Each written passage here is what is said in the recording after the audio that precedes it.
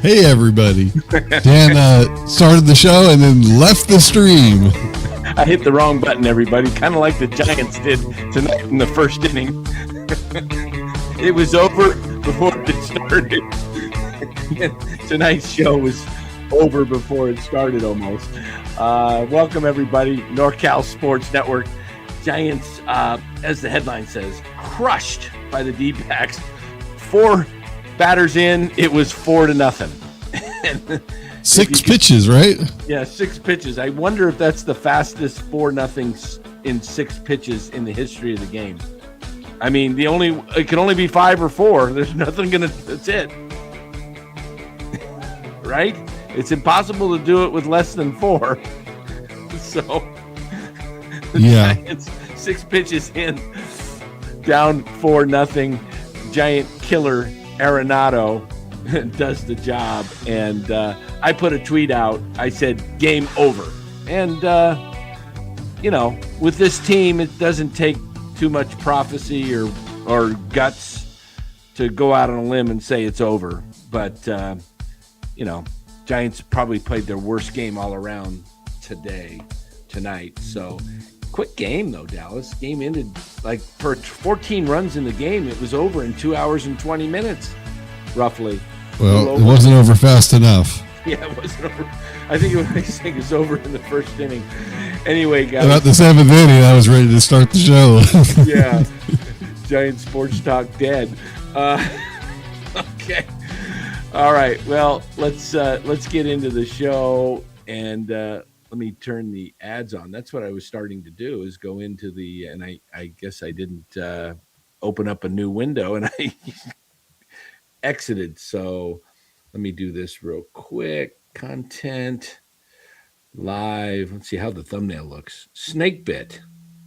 Oh, that's a good one. Snake bit. Yeah.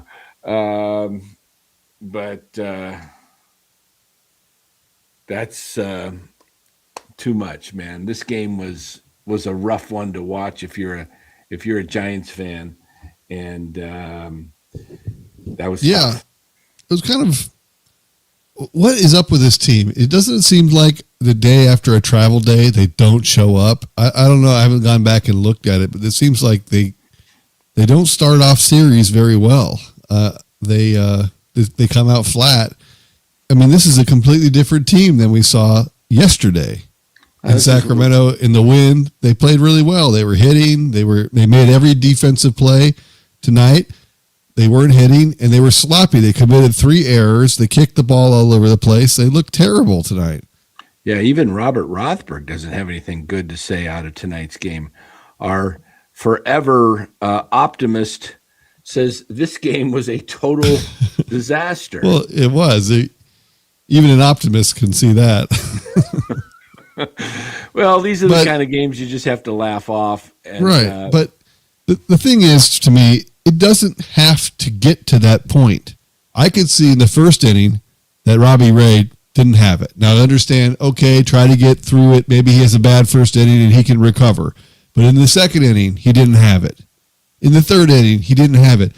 At a certain point, you got to get him out of the game while the game is still within reach.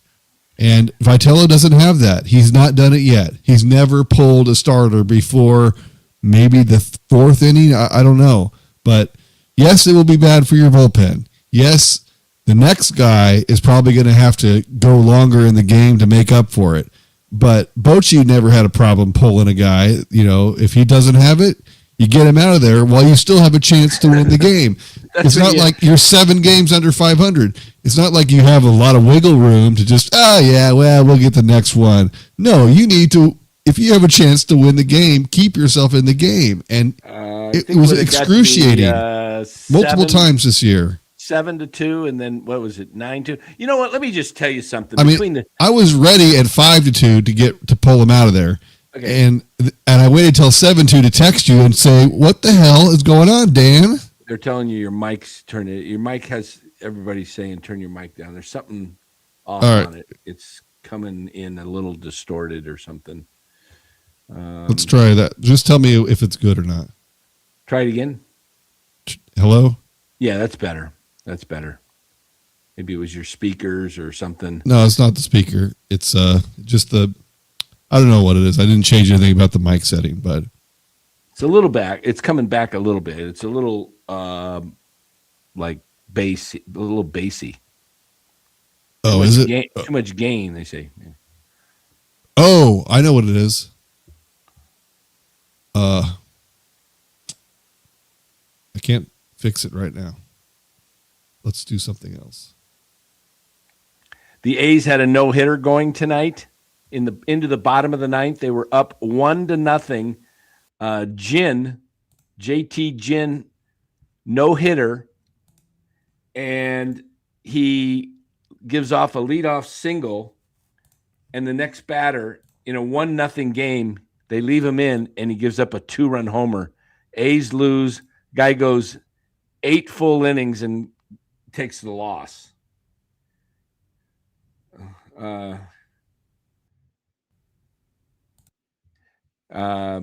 Pretty cool. That was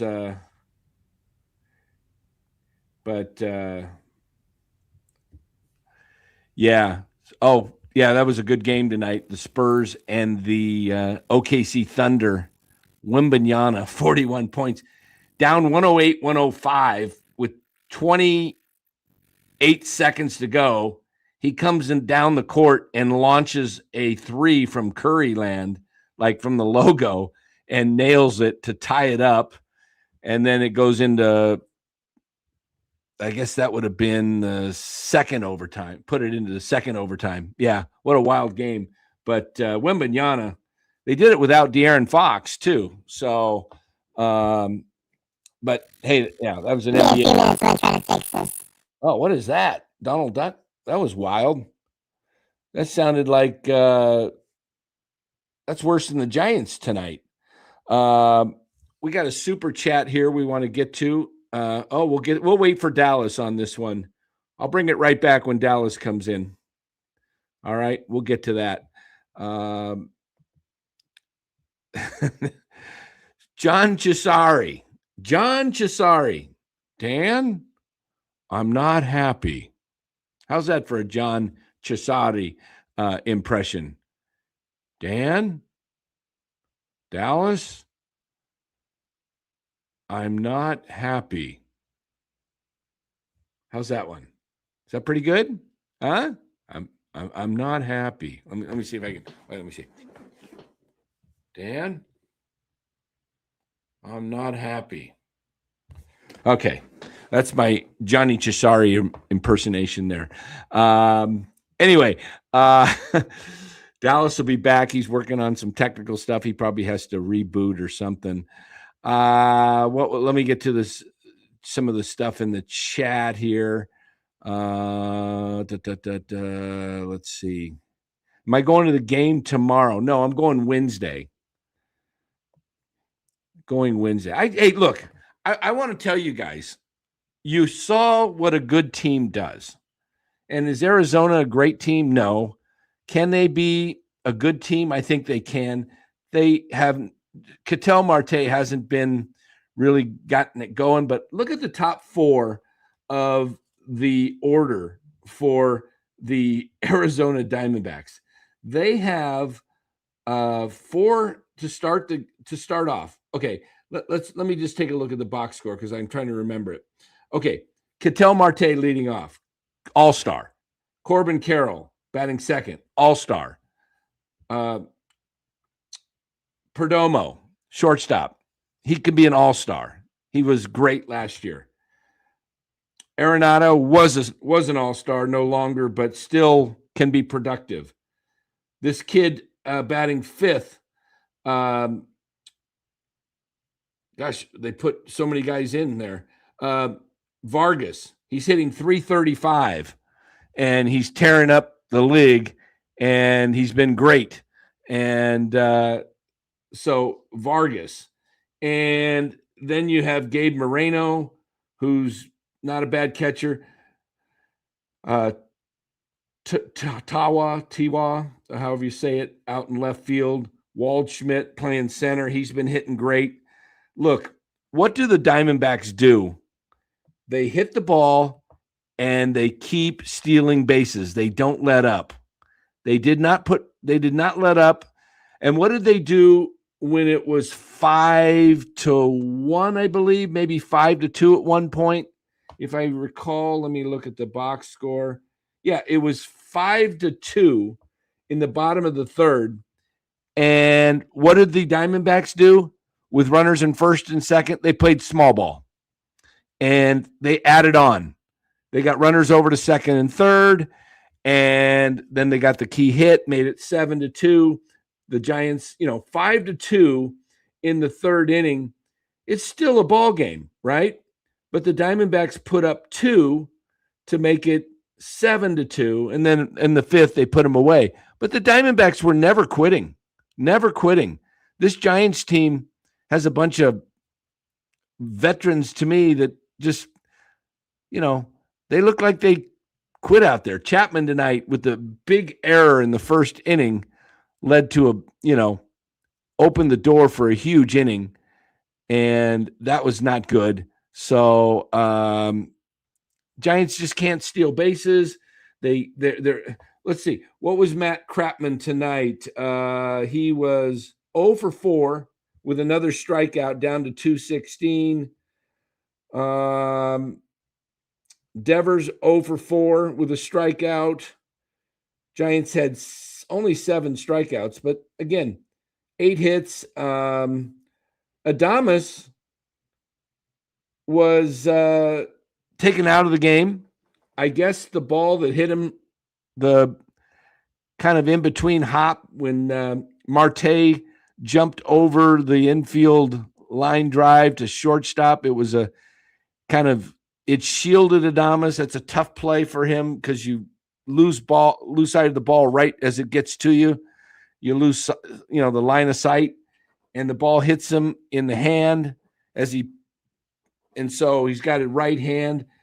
We'll see. We may be seeing somebody go down tomorrow if they want to bring up costs. I don't know. Maybe Casey plays shortstop tomorrow. They had to move Casey into shortstop tonight and then bring in the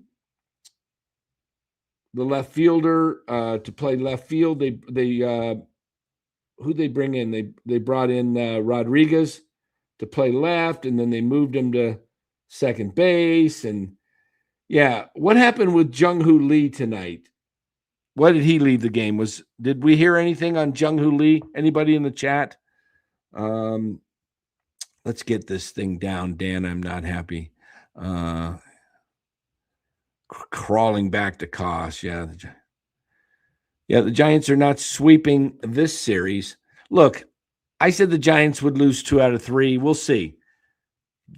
I just don't think they're as good as Arizona. I think Jung-Hoo Lee had back spasms. Okay. Thank you, guys. Back spasms, Cody, Johnny, and Insane back spasms. All right.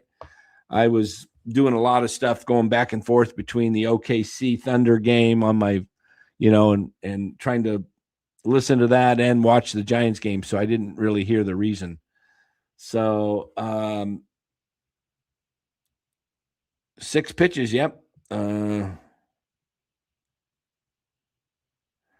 Chapman sucks. I heard him apologize, and I heard him say he didn't like the choice of words he used and he regretted it, but I didn't hear the actual words he said. So not sure what was said by PCA to that fan.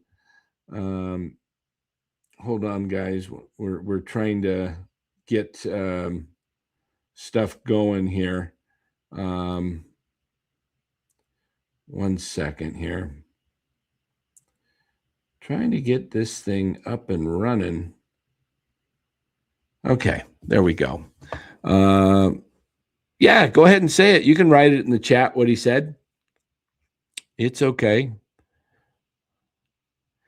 No, Steven, I already displayed it. I was waiting for Dallas to come back because it was a question to him. This one right here. I know. I put it up there, and I said when Dallas comes back, we'll ask him. We can ask him again, but yeah, since he's not here right now, he's having some technical difficulties with his mic. But 10-game win streak still around the corner. Yeah, don't know. I don't see it. I don't see much more than probably, I'm going to say the max they get this year is 6.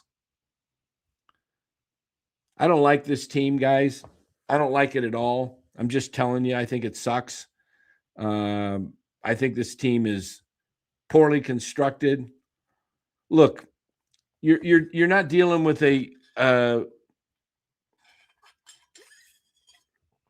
you are not dealing with a club that has direction.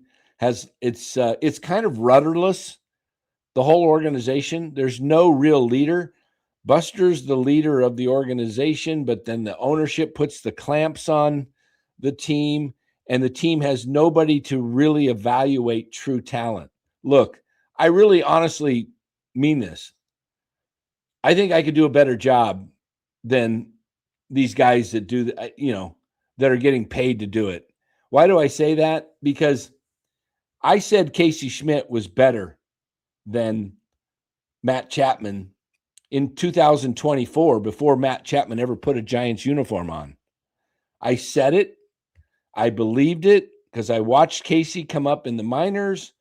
I watched minor league games, and I saw him in spring training in 23 season. Before he came up, he went to right field. And you could see Casey goes to right field. Anybody that can go with the pitch and hit it with authority and smoke the ball is going, and pull it at the same time, is going to be able to do well. The other thing I said in the same in the 24 camp, in the 2024 camp, the Giants had Otto Lopez. Okay, they had Otto Lopez at camp. And I was down there with Los D, and we were watching. I said, man, this guy, both Los and I were like, dude, this guy can play. This guy, Otto Lopez, he's fast. He's athletic. He makes contact. Why aren't this guy playing? And what did they do with Otto Lopez? They cut him and decided to keep Tyler Fitzgerald, who was an older guy. Like, Otto Lopez is 27 right now. I think Tyler Fitzgerald, if I'm not mistaken, is 29 or 30 years old. I'm going to check it out. Tyler Fitzgerald. I'm going to just look up his bio real quick here. I'm pretty sure he's 29, possibly 30. Oh, he's 28. He turns 29 this year. So he's an older guy. And the Giants went ahead and went with Tyler Fitzgerald. And they could have kept Otto Lopez. Now, what is Otto Lopez doing today? Well, he happens to lead the major leagues in hitting with a .344 batting average and had 63 hits for the Marlins. And if you look at Otto Lopez, when let me just check his, I'm curious what his strikeout rate is as a Major League Baseball player. Otto Lopez in 5 years has had 1,234 plate appearances, and he has struck out 191. 191 divided by 1,234 is 15%, just over 15%. Okay? That's what you need. The Giants don't have these guys. Now, what if you had just think about this, guys. Think about this. If the Giants had Otto Lopez at short, we wouldn't have had to go out and pay Willy Adames. We wouldn't have paid Matt Chapman at third if you went with Casey Schmidt. And if you had Bryce Eldridge at first, you wouldn't have gone after and went for Rafi Devers. You would have an infield, Arise is fine. He's on a short 1-year deal. Eldridge, Arise, Lopez, and Schmidt. And then you would have over like $80 million a year, and your starting rotation would be Landon Roop, Trevor McDonald, Logan Webb, Kyle Harrison. You'd have James Tibbs knocking at the door. See what I'm talking about? This team doesn't pick a lane, and if they had chosen a lane, instead they do they do the stupidest things. They do like, oh well, let's get a bunch of high-priced veterans, and then we'll fill it with some wannabe guys, and then our good prospects we just won't play them. We'll just bring them up, but we won't play them. So. Well, he played tonight. He got a hit, and he what was he 1 for 4 tonight? He got another hit in garbage time, 2 for 4. Okay, 2 for 4, good. Well, he probably will find that's 2 for 4. Maybe he's on the bench tomorrow. I doubt it. I think they will play him. I think we'll see Casey again. They're going to roll out the same thing tomorrow and just do a do-over. Well, if Adames plays, is Adames going to be? Does he have a bad hand? Or Lee too? And Lee, you know what? Fine. Let's see if we can get Adames out for a week. That might and get. Let's see if we can get Crapman out for a couple of weeks. Yeah, Los. See, you remember that, Los? We were out there watching Otto Lopez, and we're going, this dude can play. Why is it that Los and I can see things better than the front office? We were watching this guy, and we go, this is a really athletic player. And he was 24, 25 years old. And, they recognized enough to bring him into camp, but they went with Tyler Fitzgerald at shortstop. We couldn't have kept both? Who was our second baseman in 24?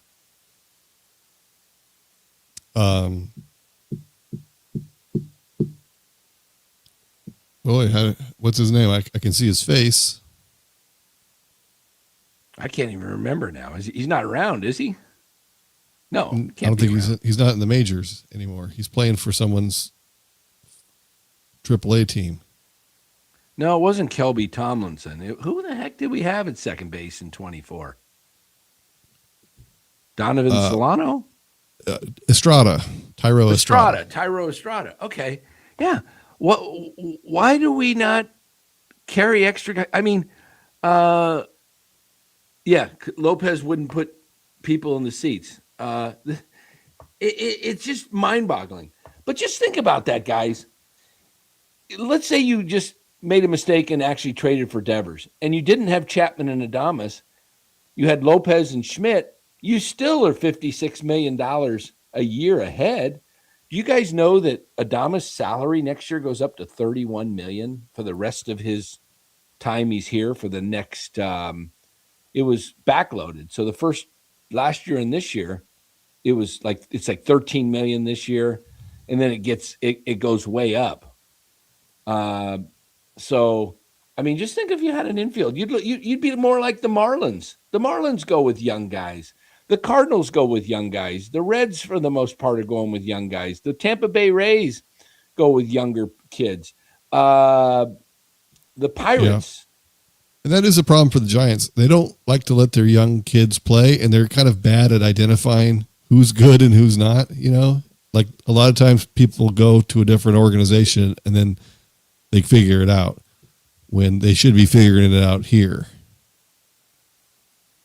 Yeah. That is a problem. Yeah. Let me just see something here. Is my audio better now? Yeah, much better. Much, much better. Yeah. Okay. Hold on. I'm just doing something here. I got to...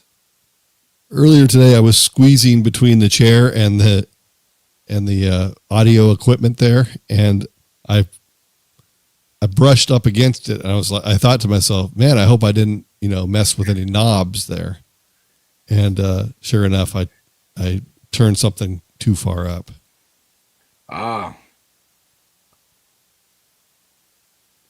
Okay, I'm just doing 1 sec. There we go. All right. Anyway, yeah, you wouldn't have to get rid of debt if you never took it on in the first place. This is what the Giants do. They don't have a plan. I guarantee you they don't have a plan. They don't have a 1 year, a 3 year, and a 5 year, and 7 year plan. They don't. They don't know what they're doing. They're just living by the seat of their pants, and they're just, hey, let's call up Eldridge. We're 0-6, man. He's hitting well, and we just stunk up the thing. We've got to get Eldridge. And you know what? We're going to talk about Eldridge. He's here to play. He's not here to sit. And what has he done? He sat like 5 games out of the 10 or so that he's been up. It's like, I can't understand that. You can't make this stuff up. You really can't. You just can't make this stuff up. So this team, what do you think goes on in the front office? Sauer says meetings. I think Buster probably looks to Zach and goes, Zach, what do we, and you got Jeremy Shelley and I'm not who else is in there, and then they've got some other guys that are assistants that can help give input. But this team, look, everything flows down from the ownership group. The ownership group has not given them, obviously, the blessing to say, tear it down, start over, and rebuild this thing from the ground up. They're trying to keep the ballpark filled. That's curly-haired Larry Bear wants his little, his seats full, and he wants to be down there in the, schmoozing with Steph Curry and anybody else who he invites in, and it's all a show. There's nothing there on the field that, it's all about the ballpark, the beautiful ballpark. We got, this and that, and we got all of our, we got a great announcing crew, and, we got such character. We got, 79-year-old bald dudes. And they're just, it's like, let's just have a really great family feel here at the ballpark. We don't really care about truly winning. We're not here to go all out and win. We want to be good, but we don't want to really be great. We don't have greatness. Look, we won 3 World Series championships in 5 years. The greatest thing to ever happen to the San Francisco Giants organization, and also the worst. Why is it the greatest? Obvious. You won 3 world championships. Why is it the worst? Because you don't care anymore to win, because you didn't expect to get maybe but 1 as a ownership group, and you landed with 3 in 5 years, and you've lived off that since 2014. And, everything's kind of all happy-go-lucky around that. And you got some of the most biggest casual fans that came in that era. They weren't true fans from Candlestick. They came in that era of 2010. They weren't fans in 08. They weren't fans in 05, 06 when the team sucked. They went, everybody comes in, right? I mean, I saw it. I saw it with my own eyes with people. Sure, that's true with every team that wins. They start drawing more people. But then they buy into the Kool-Aid. Like I put out comments that are facts, and people call me out on Twitter like I'm, are you just Mr. Negative? I said, no, I'm just speaking the facts. Sorry that you Kool-Aid drinking casual can't accept the truth. Yeah, well, the Giants are lucky they were not playing at home tonight, because there would have been some boos, I think. That started happening that last time they were not playing well. And I do think people are getting frustrated. The fan base, rightfully so, is getting frustrated. Well, I you know what I heard? It's happening too often. You know what I heard this today around social media? Things are going up and looking up for the Giants. I heard it from several people. I didn't buy it one bit. I told you guys yesterday, I don't like the way this team is. I think they're going to get their, asses handed to them in Arizona. I wouldn't be, I'm thinking, I was wrong about LA. I was wrong about the A's. But this team is going to make you right and wrong a lot because they're going to fool you. Some days they're going to look good, but they are not a good team. It's inconsistency, but I think the Giants are perfectly capable of coming back and winning the next game, and then it'll go down to the rubber match. I think that's what will happen here. Who do they got going tomorrow? Who's pitching tomorrow? It is. Yeah, Kruk said the guys are getting hot. Come on. They had a couple of good games. They had a big outing in Saturday night in Sacramento. And then Chapman gets a double yesterday, and it's like he's getting hot. Tomorrow is Landon Roop versus Ryan Nelson. That's a winnable game with Roop against Nelson. But I like Arizona's lineup. I love Arizona's lineup. If this team, Arizona, gets going, if Ketel Marte gets going, and then you got Corbin Carroll, and then, they play a very aggressive brand of baseball that fits their park extremely well because they get the ball in play, they just smack it, and the infield is so fast, things just happen. It just gets through, and they just keep the pressure on. They play a brand of baseball that just works for their setup there. So yeah, they looked good tonight. I mean, I don't watch a ton of Diamondbacks games, but I was impressed by them. Is that true? I know it's been a lot of different lineups, but is it true? I thought we had the same lineup in the first couple games. I thought the first games against the Yankees was identical. I think you're right. 2 or 3 were the same. But surely he must have stumbled on the same lineup a couple of times. Yeah. I was a little. What did I say? I'm going to look that up. I want to know what I actually said today about a comment about Croup. Oh, you know what? Let's listen to our friend Jack. He's hilarious. We're going to listen to Jack's take on his post game. He's been on the show, Jack. Giant Hot Takes. Go visit him. He's hilarious. I want to play his post game. I haven't heard it yet myself, but we're going to enjoy it. Here it is. Let me see if I can. He's always got some good things. I'll tell you one thing. I will tell you one thing, and then I'll calm down. The last 2 guys I want on the microphone in September when this team is eliminated, when they win their 73rd game in game 162, when they're eliminated, the last 2 idiots I want on the microphone screaming to Giants fans, we're going to be better. We're going to be in the playoffs next year. We were right there. We apologize. Thanks for the fan support. The last 2 idiots I want on that fucking microphone is Matt Chapman and Willy Adames. Matt Chapman can sit on the bench and watch. This team is not going to the playoffs because of you. Because of you. Because of you and Willy, you 2 idiots. Adames had a nice swing tonight. Because of you 2 clowns, this team isn't going to the playoffs. It's not, we're this close. We're this close. I do not want them touching the microphone. I'll listen to Luis Ariz. If God bless his heart, he's still here. Listen to him talk. I'll listen to Casey Schmidt talk. Those guys belong on this team. Those guys have brought me a ton of joy this year in just a shit show of a year. Robbie Ray tonight, fucking terrible. Not only are the Giants going to get blown out and lose by 11 runs, but the one tradable piece we have, we're going to take his draft stock. That's awesome. Matt Chapman in the first inning just touched on it. Worst air you'll ever see, followed by a Nolan Arenado grand slam, of course. Good for Arenado. I like the way that guy plays. Outside of that, Harrison Bader, our other Gold Glover, can't defend. Drops a fly ball on the warning track. His swing's finally here. Yip-de-fucking-do. Yeah. Still got a chance to win the series. You're allergic to sweeping. I mean, my grandpa texted me this morning. They don't own a broom. I mean, they get broomed all the time. Boom, boom. Speak of getting broomed all the time. When Adames hit that home run, him and Ramos were pretty much having sexual intercourse in the dugout, down like 7-2. Good for Willie. Nice swing. He got pulled tonight. Jung Hoo's hurt.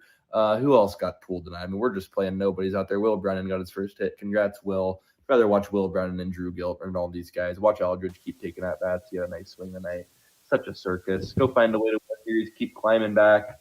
Sorry about the freak out, but just I do not want to hear the whole speech in September, so we're going to get ahead of it. if you're listening, Buster Posey, Greg Johnson, you do not want to hear Willy Adames and Matt Chapman. So we'll see you tomorrow. Oh, I won't miss a pitch. You guys won't miss a pitch. This is a toxic relationship. Yeah, and before when my mic was cutting out, I just wanted to – Vitello needs to have a quicker hook. He needs to pull the pitcher out of the game if he doesn't have it. These are games that are – it's still possible to win if you're down 5-2. You can come back. But he just leaves him in. It's like he doesn't know you can pull a pitcher out in the second inning or third inning. I don't understand. I'm sitting there. There is no one in the bullpen. I'm like, what is going on? He keeps giving up hit after hit after hit. What? How come there's no one warming up? It's really frustrating. It's multiple times this has happened. You gotta have a quicker hook. Get him out of there while you still have a chance to come back. There we go. In the green room, I see the San Jose Sharks hat. He's going to come in and talk rebuild, how to do it right. We welcome in Los D. There he is. Look at, he's just going to play the Sharks hat. Look at that, man. I should put my Sharks hat on. Hey, Dallas, what's going on, boys? How's it going? Not bad. Going well. Yeah, the Sharks are the only team in the Bay Area that doesn't subscribe to the senior citizen program. So I think Dan and I think Dallas would probably agree, they're more than likely the next team in the Bay Area to win a championship. I'll go on record and say that. Definitely got the best chance. I mean, the Warriors will not for sure. The Niners, they are going with this one last chance with the old guys, but not a high likelihood of success with, relying on Christian McCaffrey at this point to carry your team. He's got a lot of mileage on him. So I think you're right. I think the Sharks are young and they're on the upswing, and I think they could be the next ones. Oh, the Sharks, man, they got the second pick, and they had the first pick, obviously, with Celebrini a couple years ago. He's like all world already. Look, they decided to go a direction. They said, we're getting rid of the high-priced vets. We're trading them. We're going to collect assets. Do the Giants know how to do this? No. Come on. Are you serious? You're going to say, does anybody think Matt Chapman's going to be better in the next year or two than he is now? He's getting older. No. And he's just, he's got a big head on himself. I mean, sitting there telling Casey to go catch the effing ball. How about go hit the ball? How about you tonight catch the ball? You're the one that, look, hey, the problem I had with that whole ordeal, I didn't have a problem with the exchange on the field, okay? Because that happens.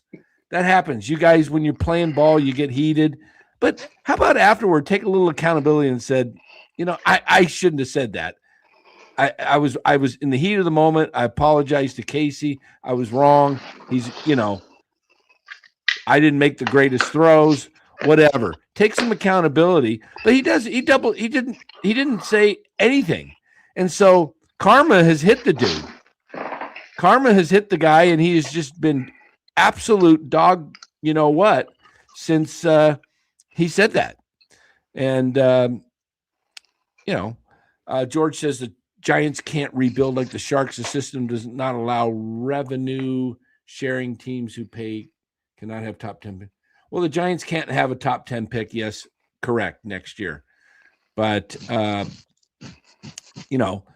problem is they, they didn't earn a fourth this year. They got the fourth. They can build on that.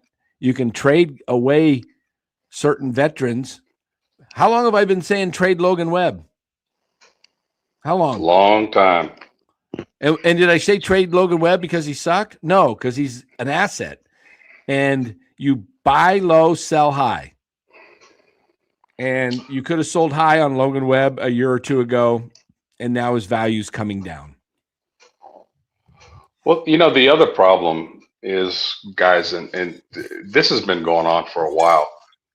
The Giants teams and fans of our yesteryear were more about the team. They backed the team first and foremost, not the players. And over the last decade or so, Giants fans become infatuated with players.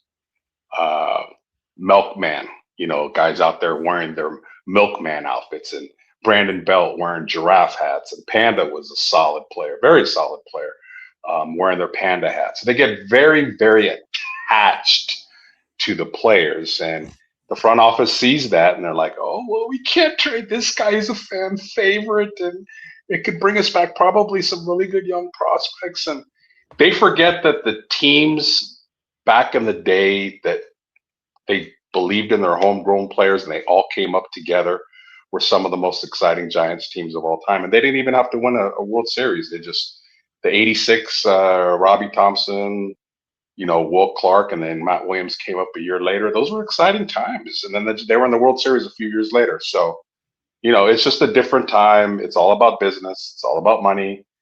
And, Giants ownership is all about putting people in the seats. You were mentioning Otto Lopez. He was a better baseball player. Yeah. At the time, he was a better baseball player. His resume did not say that, but his stock was going up.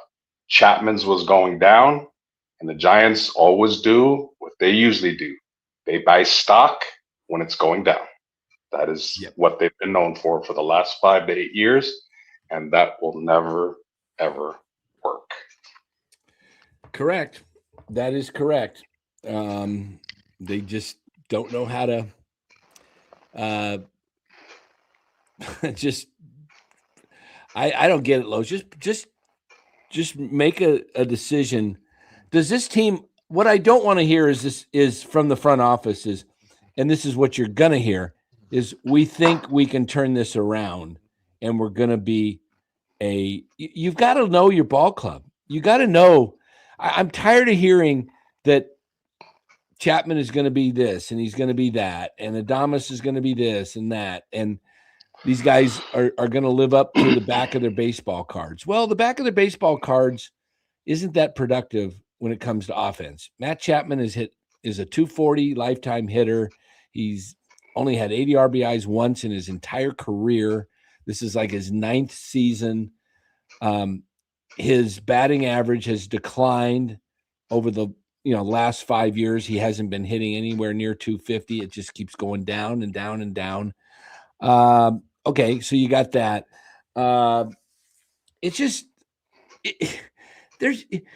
You watch a lot of baseball, I know you do, and you see other teams that just hit the ball. Look at Arizona tonight. This is what I love about Arizona's line drive hitters. Boom. We have really a couple of good hitters. We have Arise and we have Schmidt, who hits the ball hard. Arise doesn't hit the ball hard, but he knows how to hit and find the holes. So he fits, but they don't, Chapman doesn't. If he hits it hard, he might hit it hard, but he rarely hits it. Devers can hit it hard, but he's got a 30% strikeout rate. Adames strikes out way too much. I'll put it like this, Dan. I'll ask you guys and I'll ask the whole chat. Bottom of the ninth, 2-2 game, bases loaded. Who do you want up? Do you want $27 million Rafi Devers? Do you want $25 million Willy Adames? Do you want $25 million Matt Chapman? Or do you want $11 million Luis Arias up at the plate? Bases loaded, 1 out. To win the game, who do you want up? Give me a Rise. And you want a Rise because he's not going to probably strike out. He's going to force the defense to make a play. The infield's going to be in, so he's going to be more likely to find a hole, and he's more than likely going to put the ball in play and get it to outfield, and that wins games, is having hitters like that in the lineup. They're not going to put the ball over the fence a lot, but it wins ball games, and it has for over 100 years. And it's surprising that Buster Posey, who was not a big home run hitting guy, he was an average guy, put the ball in play. He had some power. I think his best year was, I want to say 27, 28 homers, his MVP year. Something like that. But he was never a 35, 40 homer guy. But when Buster Posey came up with men on base, he came through a lot with just a clean single, double, or sacrifice fly. And that's what's missing from the Giants and has been missing for a long time. Here's what I want to see with this team, though, Lowe's, and I just don't know. They're not. Why do they? Who caught tonight? By the way, was it Haas or Rodriguez? Who was the catcher tonight? It wasn't. It wasn't Susak. I don't remember. It was Haas. Okay. Yeah, I don't remember, Ron. Yeah. Why do we? This is what I hate about this team. They never play the young, promising guys that just, Susak, well, he's been too hot. We probably shouldn't play him too much because we want to cool him off a little bit, so we'll let him sit. Look, Susak should be playing every 2 out of every 3 games catching. Haas should catch the other. And Rodriguez doesn't need to catch, okay? If you want to keep him on the team as a backup catcher or you want to play him in a utility role, but Susak needs to play. Haas is – how old's Haas? Like 32?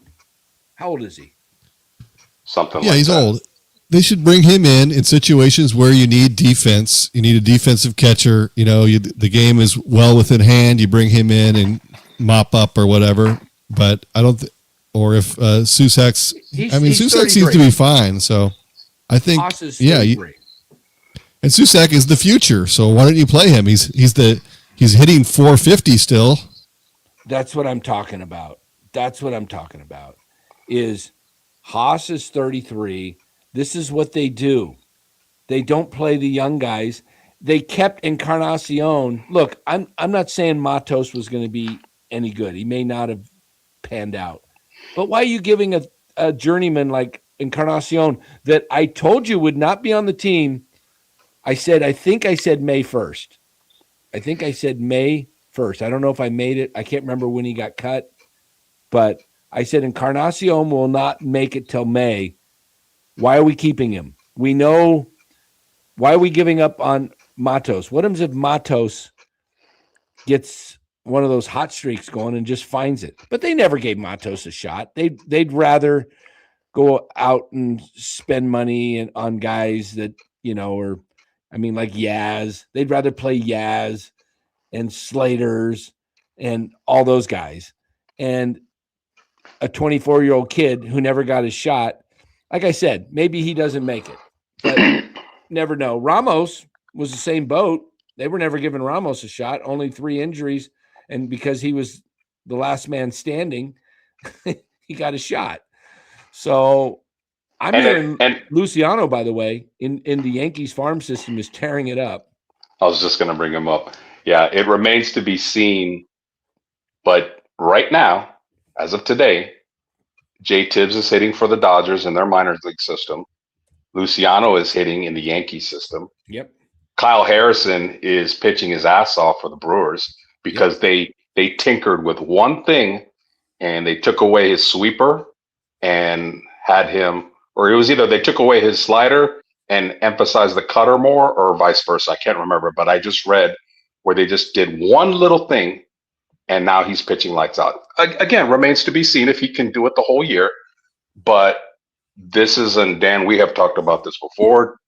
Dallas, we brought this up maybe a year ago, that what are they teaching in the Giants minor league system?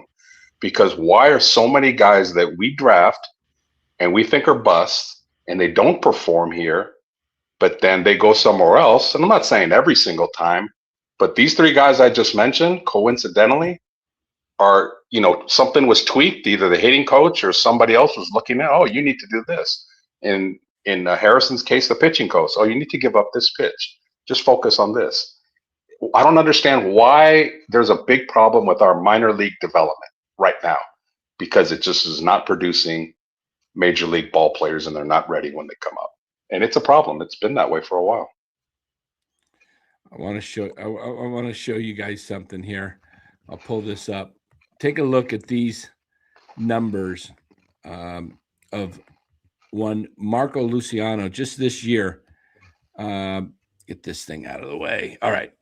24 years old. Look at that. 24. He's only 24 still. Gosh. Okay. He's played in 36 games with between AA and AAA. He's had 153 plate appearances, 132 at bats. He's had 34. He scored 34 runs. He's had 41 hits, 11 home runs, 11 home runs, or 11 doubles and 11 home runs. So he's got 27 RBI. He's got 16 base on balls.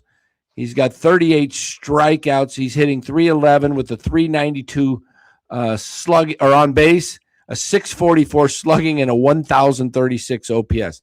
Marco Luciano, New York Yankees. Look, the Yankees know how to develop hitters. Okay, let me just tell you a couple guys that Ben Rice, Agustin Ramirez last year. He was with the Marlins. He was with the Yankees. Jesus Rodriguez was with the Yankees.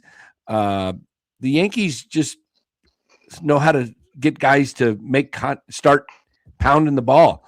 And here we are. Luciano is seemingly starting to figure things out with them. And may I remind you, he's 24. He's not 27. He's 24. The same year that Aaron Judge, by the way, made his first debut with the Yankees, 24 in September. And then the next year, 25 years old, rookie of the year, 52 homers, blah, blah, blah. The rest is history. Does that mean that Bryce Eldridge, 21, and Marco are going to be Judge? No, I'm not saying that at all. I'm just pointing out that sometimes guys, if they get a shot at the majors before 25 and they have talent, sometimes it takes 2 to 3 years to develop. Casey Schmidt, 27. Here he is, probably the best all-around hitter when you factor in production with power and on the Giants. Yet, imagine how much better Schmidt would be if he had guys around him that could hit.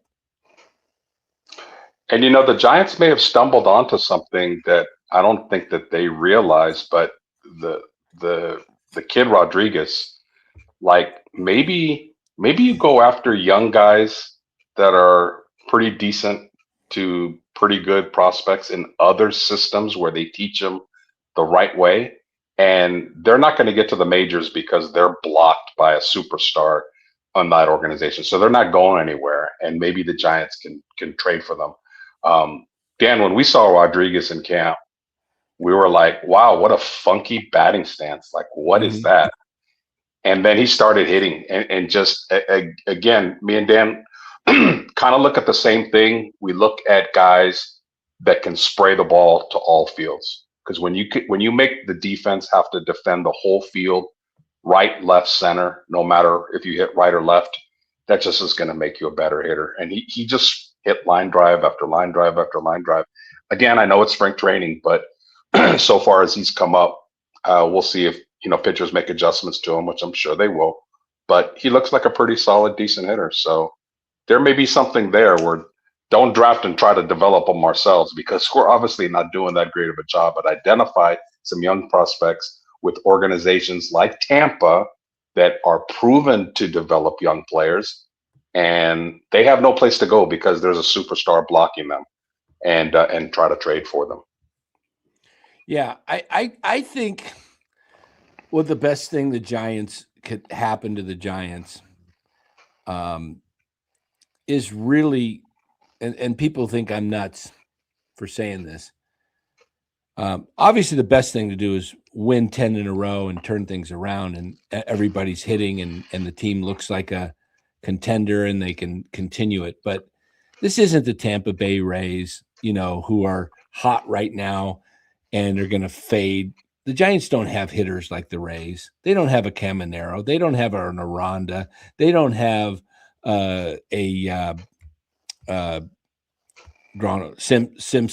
Chandler Simpson. They don't have, the type of guys that are just, make contact, speed, athleticism, don't strike out a ton. They don't have that. And so they're going to always be up and down because they're going to have streaks where, oh man, all of a sudden these power hitters are seeing the ball well, and they put together 5 good games in a row, and they start knocking, 2-3 home runs a game, and the Giants are outscoring people. They will have a stretch like that but then they'll have stretches where they can't score because they're not pure hitters. They're streaky power hitters, and they strike out. So they're not real baseball hitters.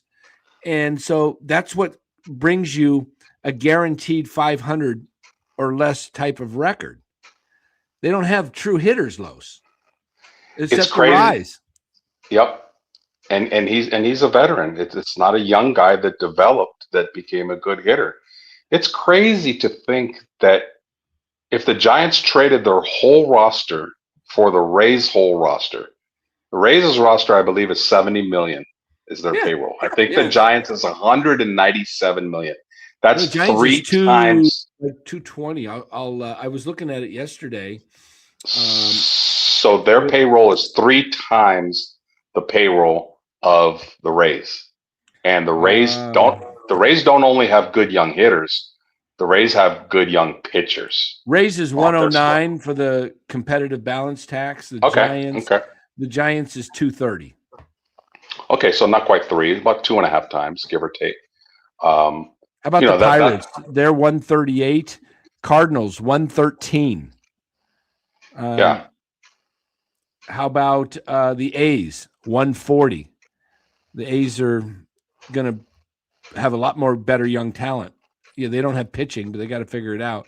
Washington, who can hit like crazy, one of the highest scoring teams in baseball, 122. Yeah, the Giants and the Rays is like the Giants are this brand new Dodge Hemi Charger with 700 horses, and the Rays are like a 2005 Toyota Camry, and they race, and the Camry wins. It's not the car, it's the driver. And the Giants drivers suck.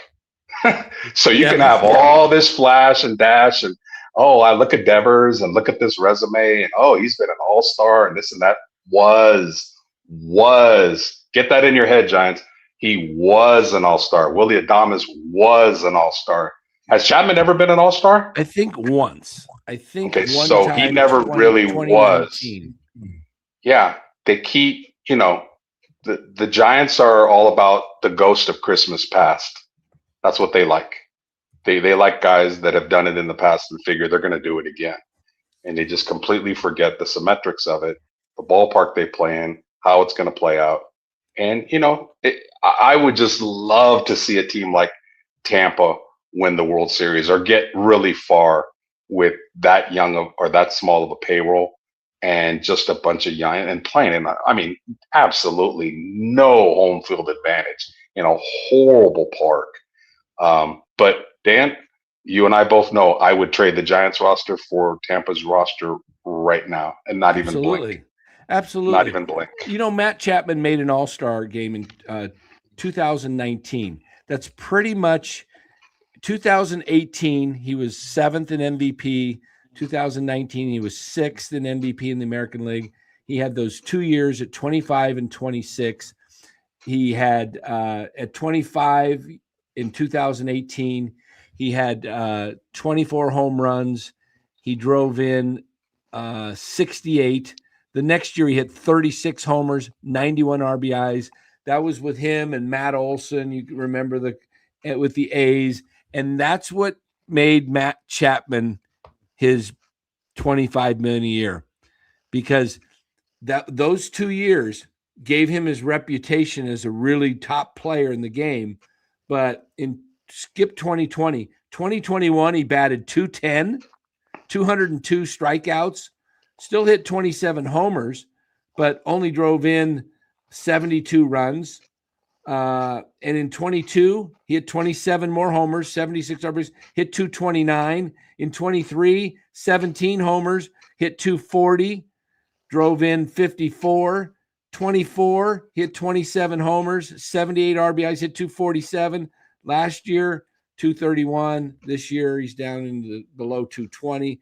Look, He's been going down ever since that 2019 season, and he's still getting, Susan Slusser, he's the best third baseman in all of baseball last year. He says, forgetting Oh my God. Jose Ramirez is out there. Manny Machado is out there. I'd rather have Murakami playing third base. I don't even care about the defense. But the Giants lock themselves in to these guys, and then when opportunity comes, they skip on guys that can actually maybe hit. So baseball general managers get paid a lot of money to evaluate talent and make decisions to help better the team. That should be first and foremost. If they better the team, fans will come. It's like they get these players with big names and big potential past resumes because, fans, oh, I know him. He's coming to the Giants. Oh, I can't wait to get his jersey. Let me go out there. And that's their way of thinking. But if they just actually got the best talent, young, old, whatever, and just put a better quality team on the field, this fan base is supporting a very average to below average team with $2 to $2.25 million a year. You bump that up to 90 wins and be in contention every year, you're going to make up your money. So I don't understand why. And it's not just the Giants organization. GMs in general, and this is one of my biggest pet peeves about the game, they fall in love with a guy that has one good career year in his contract year. It's like, do they not understand the scam that is going out there? Like the year before that, he was average. The year before that, he was pretty good. And the year before that, he was really bad. But in his contract year, he got in shape. He put it all together. He had a good year and then goes out there. Okay, everybody, let the bidding begin. Who's going to pay me off of my one good year in 4 years? Oh, I will. The Giants will. And almost 80 to 90% of the time, it doesn't work. Dan, you're a hedge fund guy. You're a money guy. Can you imagine telling your client, hey, I'd like to put your $1 million into this hedge fund account that for the last 5 years has lost money. What do you think? Yeah, let's go for it. Let's follow the Giants philosophy. Hey, I've always wanted to go parachuting and jump out of a plane. Well, I found this company that 60% of the time the parachutes don't open. I'm all in, man. Yeah. It's just, we're business guys and we're also money guys. So we understand a little bit different concept. And just the fans are going to get upset, not when you overpay anybody, the contracts are going to be brought up. I'm sorry. If you listen to talk radio, they're talking about all this all the time. They're talking about the 3 core guys. And if they were making $5-7 million a year, it wouldn't be that big of a deal. But because they make such a big contract, it is talked about a lot. And like I said earlier, about an hour ago to somebody, if you're trying so hard to get out of debt, the easiest way to do it is to never get in it to begin with. It's not that hard. Better decisions. Yep. That's the issue. Now, I'm at the point, Los, where if this continues into June and July with Chapman, that if he is just unplayable and you can't trade him, I would just say, just release him. Just eat it. Say, you're not going to bring us any value. In fact, you're hurting our team because you're preventing us from playing our best hitter or top 2 hitter at his natural position. Imagine how much Casey would be better if he was just every day penciled in at third base and he wasn't having to learn left field, first base, second base, shortstop. I get it that he's a super utility guy and he can do it, but let's be honest. If Chapman is going to continue to drag the team down, and some teams eat money, they just do. You got to be able to say, somebody's got to out there say, all right, here, give us one of your better prospects. We'll pay for the entire salary, even if you have to do that. Look, Chapman's got 4 more years. He's owed $100 million after this year. Look, you give us one of your top 5 prospects. Maybe you give us number 4, number 5 prospect because you need a third baseman and we can't get rid of this guy. No one will take him because of the money. Look, we'll go ahead and pay it. Just give us something back so that we get an asset back. Maybe that asset turns into be a gold piece of gold, but at some point you have to look at this and say, what's the return on the ROI? What if just because you have him and you're paying him, if he's actually a detriment to the team, that he's costing you, not only is his play is costing, but he's preventing other players from playing because he's basically preventing Eldridge from playing every day. Yep. And he's also preventing Casey from just playing third base. But, you go back to it, Los, you said it, don't get into debt in the first place. We called it with Casey in 2023. We saw the kid play in the minors, and then we saw him in camp. He was the best player. He won the Barney, whatever they call that, Nugent. What is that? Nugent something award for the best player in camp. Yep. And, and he struggled when he came up because he started facing, big time pitching and they were throwing him balls that he couldn't lay off of the off speed stuff. What did he have to do? He had to adjust. And he made an adjustment. Adjusting. And then he adjusted and he got better. And then what did the Giants go do? They went and signed Chapman. And okay, you signed Chapman for the first year, 24. You saw that Casey was coming around at that point. Why didn't you just say, we don't need you, Chapman? But they had all the leverage, but they let Boris take advantage and get a no trade clause. They fell in love with the guy, with the person. Chapman is a great dude. Off the field, probably does things for the community, and great family man and pretty solid player. But kind of getting, and you were the first one really on Casey. I just kind of came on board and followed that Dan Cochimilio train on that one. So I give you credit on finding him and recognizing that first. But on your point about Casey and playing in the field, there's very few guys that can just be happy being a DH, coming to the ballpark, clocking in for work and knowing, I'm just going to get 4 or 5 at bats. Edgar Martinez comes to mind, Big Papi comes to mind. But when you have a glove like Casey does, and it's just being wasted, I mean, he's really wasted at first base.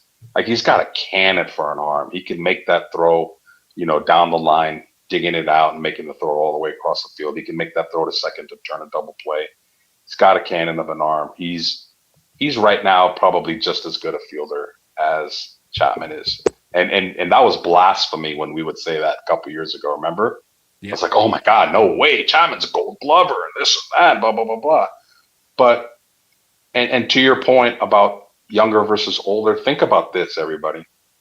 A younger player like Casey comes up and then struggles and goes, he sees what's being done to him. Okay, you're throwing me pitches, curves in the dirt. I'm swinging at him, much like Matt Williams did 30 years ago. And he adjusted. Now, what do you think? Who do you think is going to be more likely to adjust? A young hitter who's still learning and getting to know big league pitching, or the 10-year veteran that are stuck in their ways?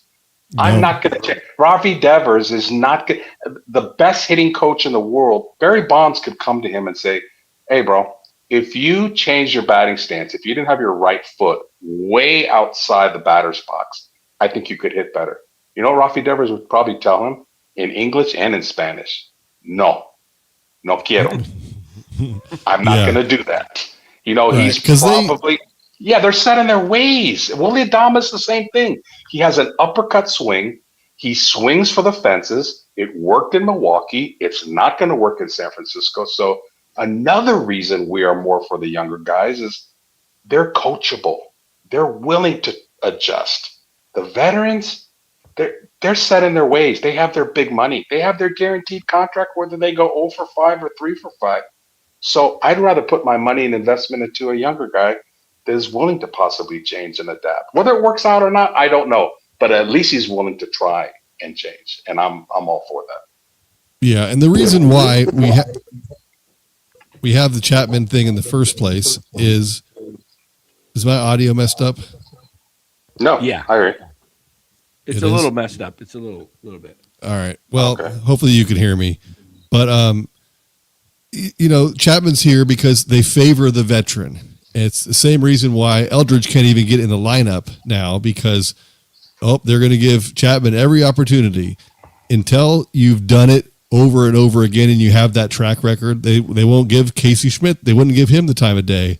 They wouldn't give him an opportunity to play every day because they, for some reason, go with the veteran every time. Even if the veteran is Matt Chapman and he's got a 240 lifetime batting average and hasn't cracked, more than 25 home runs in all but 1 year. So it's tough. And now Eldridge is dealing with the same situation. He's on the bench because they go with the veteran every time. Dallas, they're doing it with pitching too. I mean, they signed Hauser, they signed Molly, and Landon Root, and right now Trevor McDonald, two young guys that don't get paid nothing. What do your eyes tell you?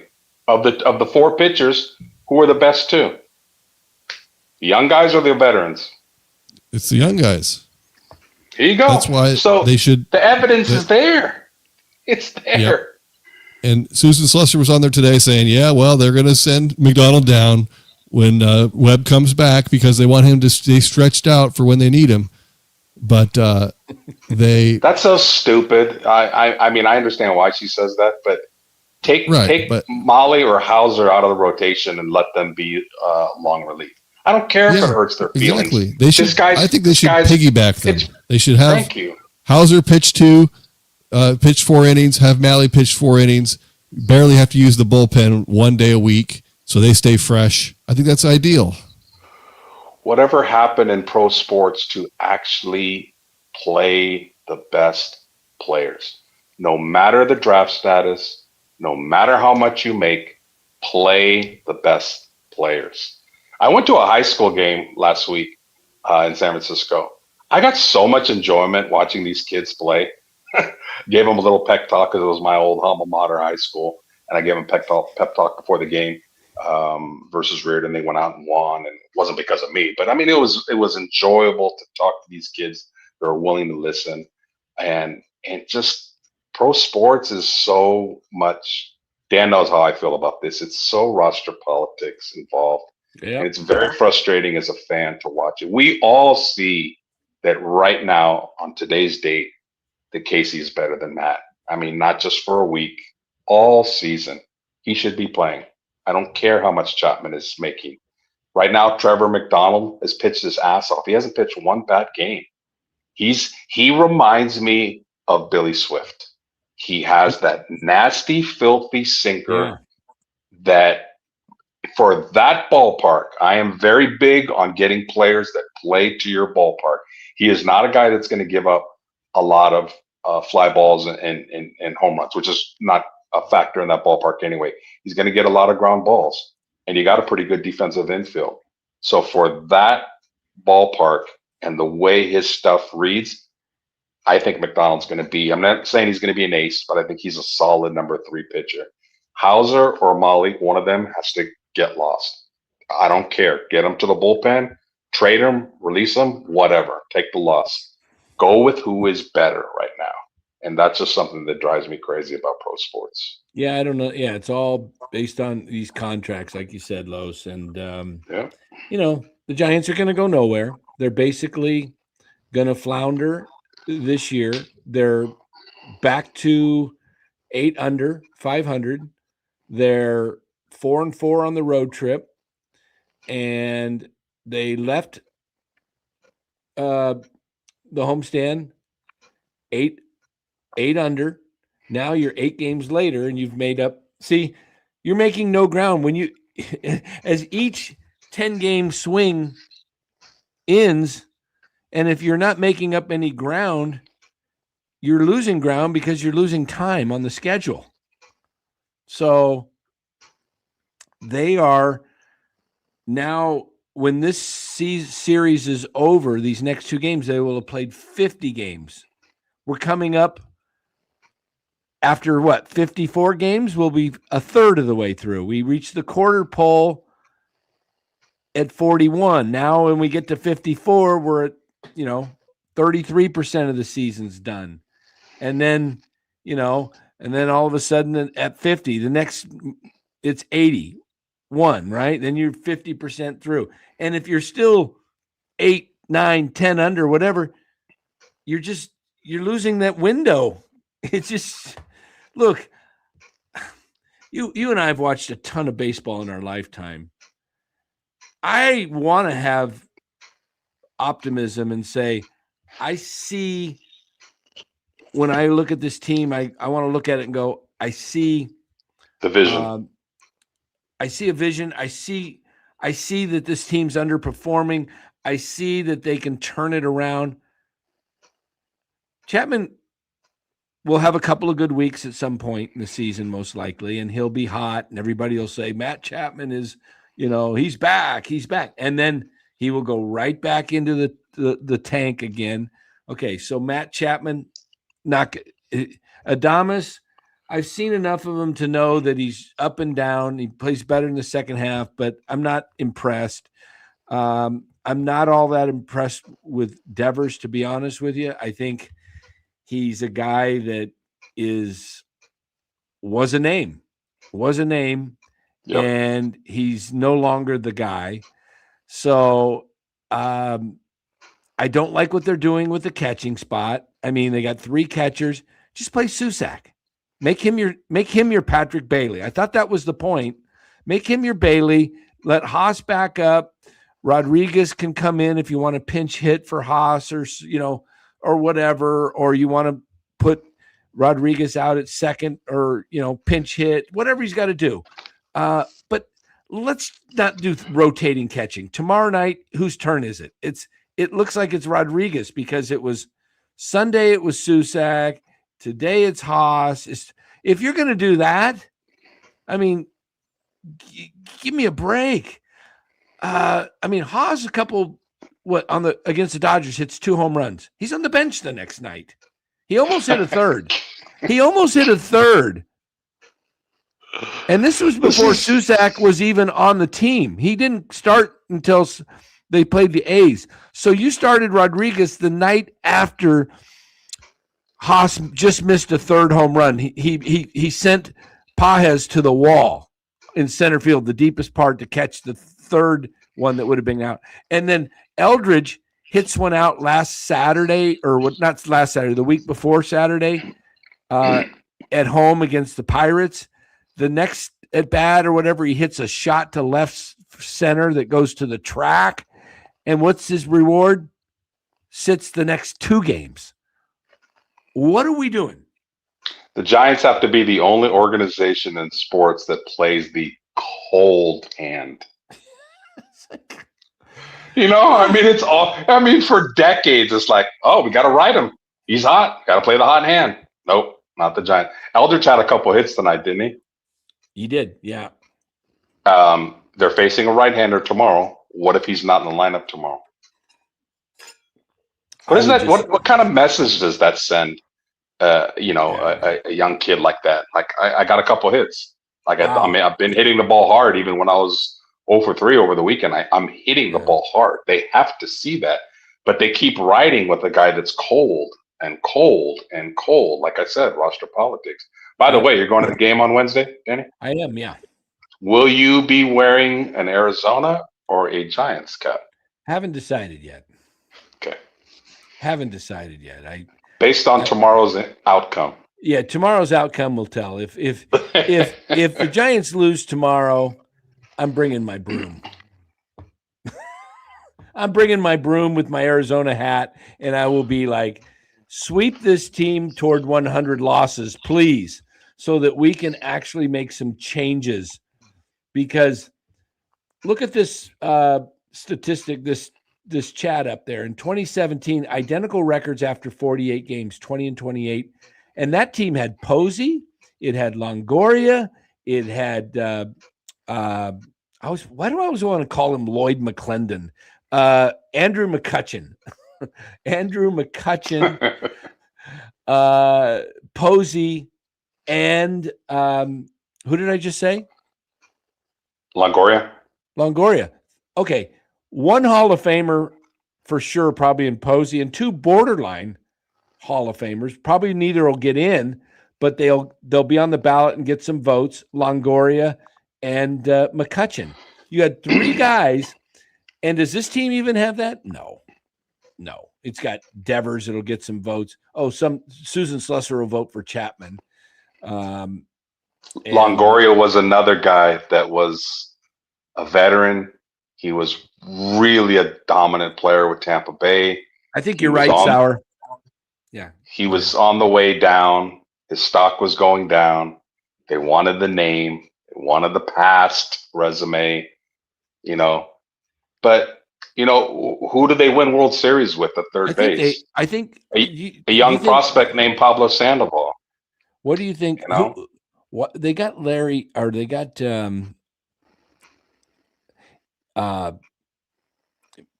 whole thing with Longoria, and then you had the Larry Bear fiasco a couple years later. Do you think it was Longoria's wife that Larry was? She was a Playboy model. Maybe Larry Bear had Longoria's wife on his phone or something. It was either that or Wilmer Flores' wife. Go look her up. I'm just saying. But beautiful women should not be giving Larry Bear 1 second of attention, please. Come on now, what are we doing? I don't know, man. I don't know what the heck's going on with that. No, we were just obviously kidding. We're just making. We are not. We're no defamation here. We're just having fun. I don't know what the heck this team is doing. No, to lose 98 games with all those guys, Posey, Mad Bum, Melanson. That was the first year of Melanson. Mark Melanson. Oh, yeah. God. They had Mad Bum. Trying to think. You had Belt. You had Crawford. So you had all those guys, and those probably are very similar to the type of guys they have now when you talk about Adames. I mean, Crawford wasn't that old in 17. He was around 29, 30. Posey, about the same. Those guys weren't, but they had, their time had kind of come. They were on their, look, if you look at most teams that win, for the most part, they're mid to late 20s, maybe early 30s. There's some exceptions. You get the Freddie Freeman guys and Mookie Betts, who are a little older, but yeah. So I mean, it happens from time to time. I don't want to say that every veteran is a bad signing. I'm just saying percentage-wise, if you look at every big contract given out over 6 years, 6, 7, 8, 9-year deals, and they're over the age of 28, that deal is just not going to be a good deal.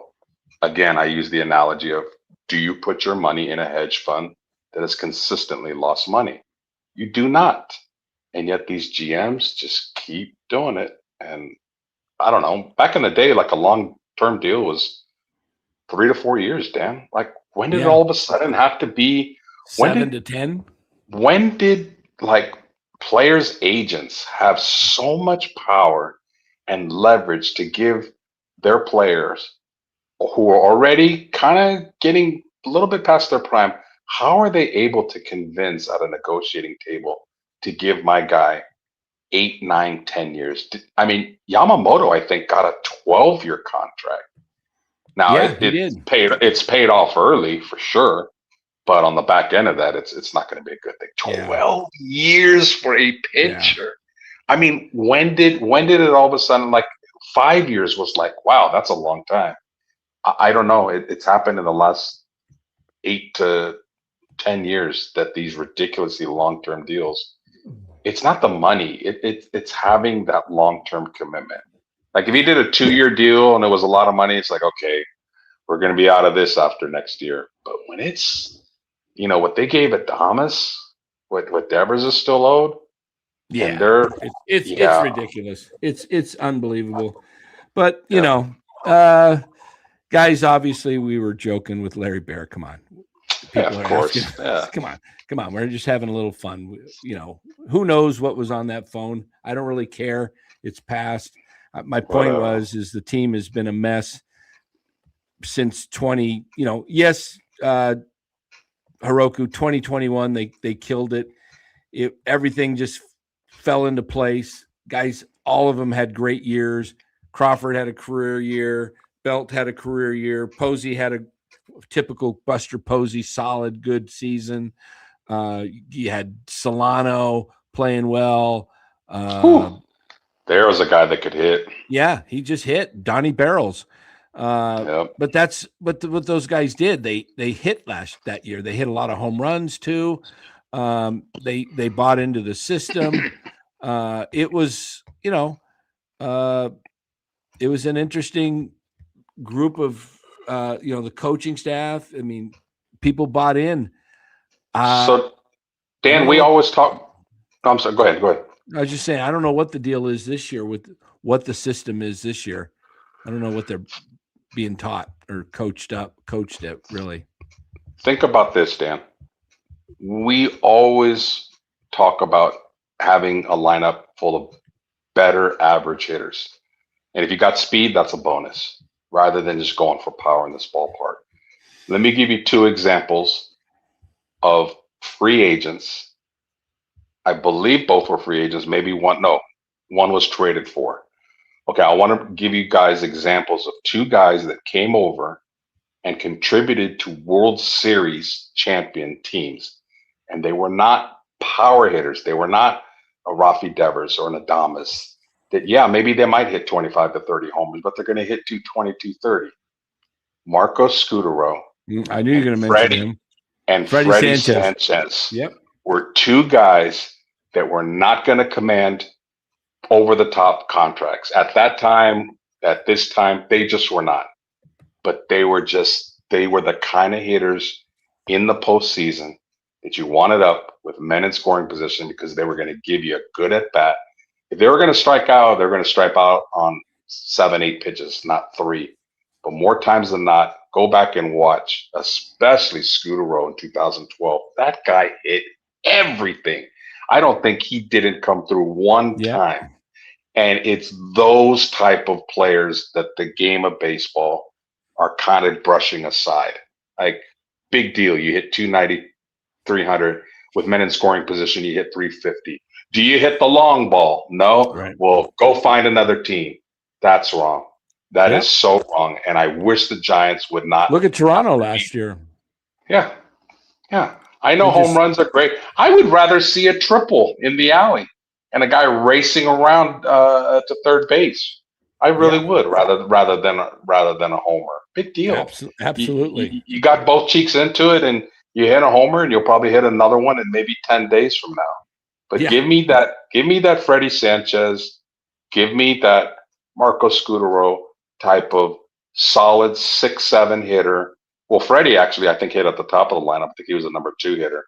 But 280, 300, good glove, leader in the clubhouse. Now that's a veteran that I'm all in on because it's not going to be a 9-year deal, be a 2-year deal, moderate contract.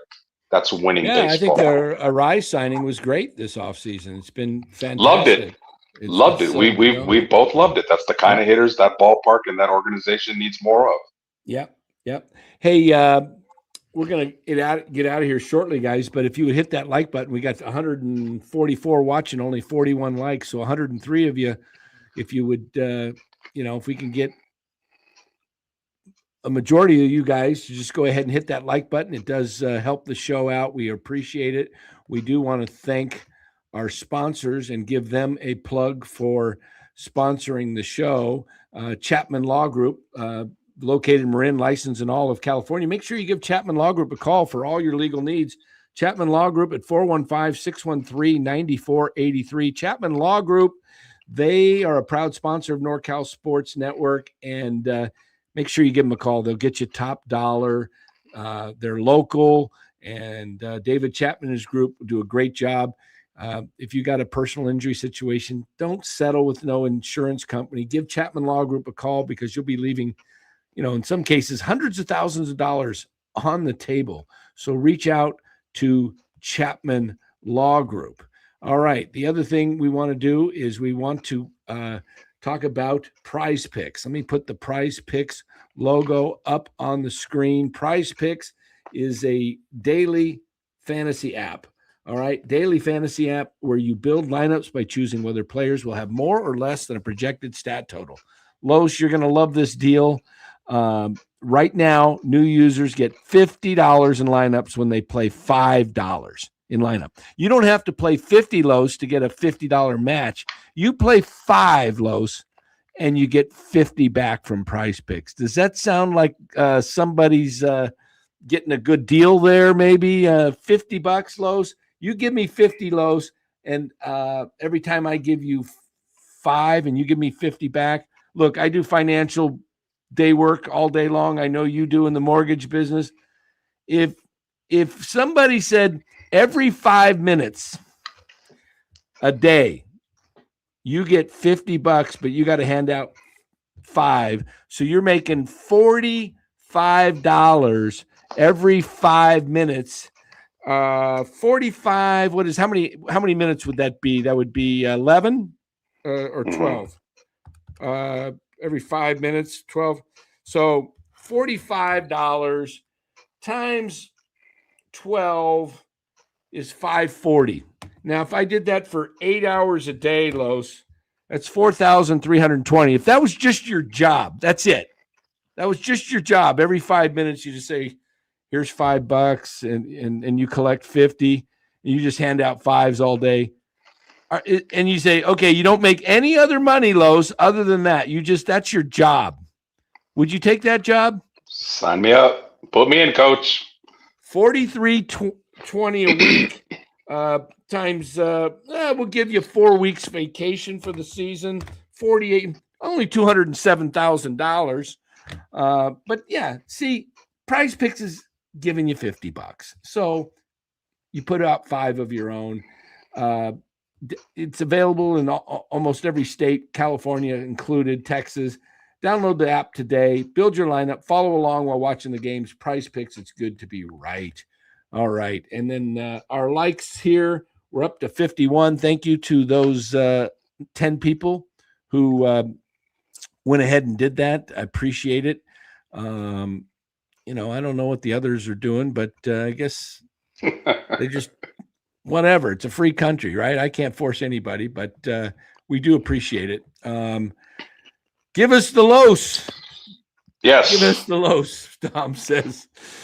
All right, let's get out of here. Nick says, I'll take the team hitting instead of striking out any day. Yo, yeah. Team hitting. Thank you. Come on. Yeah, it's look, yeah, Arizona. I love this lineup of Arizona. I really do. And they've got their top 4 or 5 guys. You look at the Arizona's top 5 guys. Let me just, before we get out of here, I will pull up their lineup and just listen to this. Marte's having a rough year. He's only hitting 222. But he'll get going. Corbin Carroll, 284. Perdomo, a rough year. He'll get going. He's hitting 227. Arenado is having a good year for him right now, 272. This kid, Vargas, I don't even know how to say his first name, but he's like 34 years old from Venezuela. The guy's hitting 335. He had a 27-game hitting streak to open up the season. Yeah, he's on your fantasy team. You won't trade him away. He's available for the right price. I offered you a trade. Check it out. I'll have to look that. Was that one of those one-sided ones again you're trying to send me? Do you think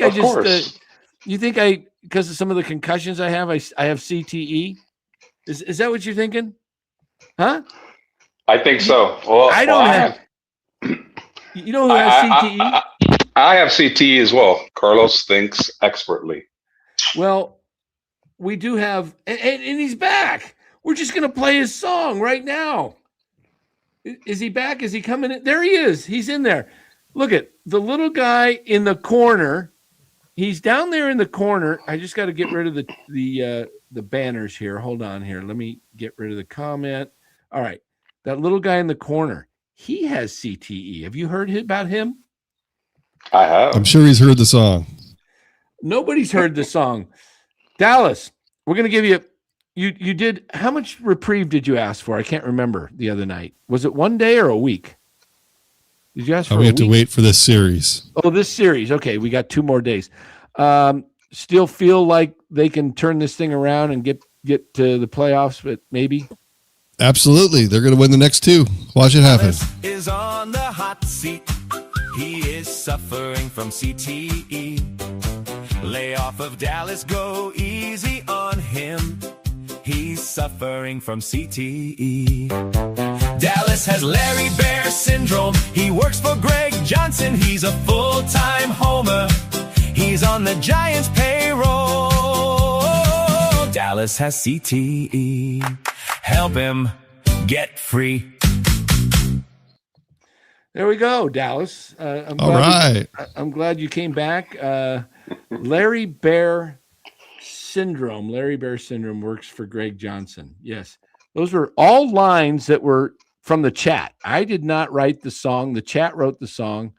I just threw it in there, and thanks to the chat, that is your song. So Dan has I'm gonna go with Dallas. I think the Giants will win the next 2 games. They like hitting in this ballpark, and I think the bats will come alive the next 2 days. Los has CTE. Los. I'm going to throw your name in there. Carlos thinks expertly. CTE. Yep. This reminds me of the Giants at the end of the season. Was it last year or the year before? I think it was last year when they came into Arizona and got swept. They were still in the race, and then Arizona just took it to them. Arizona's hasn't played great yet either, and they're starting to try to get things going. So the Giants need to respond tomorrow because they play 5 of the next 8 with them. So yeah, I would be surprised if they get the next 2. Maybe they get 1. Maybe they get the middle one. I just can't see the Giants coming back and winning 2 out of 3 or 2 out of the next 2. I don't know. That's just me. It wouldn't shock me to see them just win one of them and be typical Giants. Left on the road trip, 8 below, come home 8 below, no ground made up, 10-game trip. And they would consider that successful because it was a tough trip and you would take that, but they can't afford to just be treading water. They got to make ground up. No, that's what's so disappointing about this game is that there's no possibility. You can't win 3. The best way you can pick up is 1, ideally, or you lose 1. Yeah. Or you lose 2, 3. Well, if Eldridge is in the lineup tomorrow, he's hitting 1 out. He will be. Here. Yeah, I agree with you. He's hitting 1 out tomorrow. You heard it here. Are you going tomorrow or are you going Wednesday or what? I'm pretty tied up right now. If it would be a day, it would be Wednesday. I'll call you. It's a long shot, but I'll let you know. Yeah, tomorrow night definitely can. I'm heading out there with. Don't forget to go to DeFalco's. Yeah, maybe not. I don't know. I'm getting in. I know I get in free for the game this time. Going with I got. I'm going with a former Major League Clubhouse manager. Nice. And he gets into every stadium free. So, that's a good connection to have. It is a good connection. Yeah. All right, guys, let's get ourselves out of here. Let's get the music going here. What do we want? It changed. We moved it around. Let's see which one. Where did it go? Is it this one? I put them all together at the bottom there. There we go. We got our soundboard tech. We're gonna get a goodbye here. Let's see if we got any closing comments. No, it's not LaRussa. Crapman starts. He gets 1 or 2 Ks. He'll be in the lineup for sure. Look, we may not have Adames out there or Lee tomorrow. I don't know. It's possible.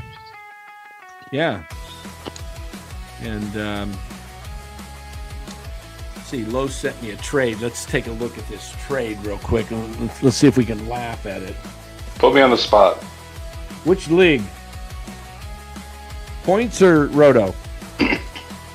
I think Roto. All right. Isn't it funny how I'm doing great in your league and you're doing great in mine? I know.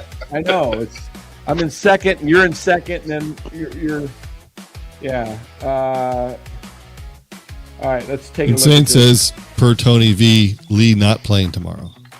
Even Dallas turned me down for a trade. I'm going to have to turn you down on this one too. Brooks Lee ranked 238. Logan Gilbert ranked 200th. For Riley Green ranked 41. And Brian Baker ranked 125. You get the 2 best players in the deal. I get the 2 worst. Well, I mean, right now they're ranked like that, but I think Logan Gilbert's track record says that he's a top frontline pitcher. So you're betting on the upside or trading for the upside of Gilbert, coming on in the second half of the year, which sounds completely being a hypocrite to what I've been preaching about veterans and how their stock goes down. So I'll just stop while I'm ahead.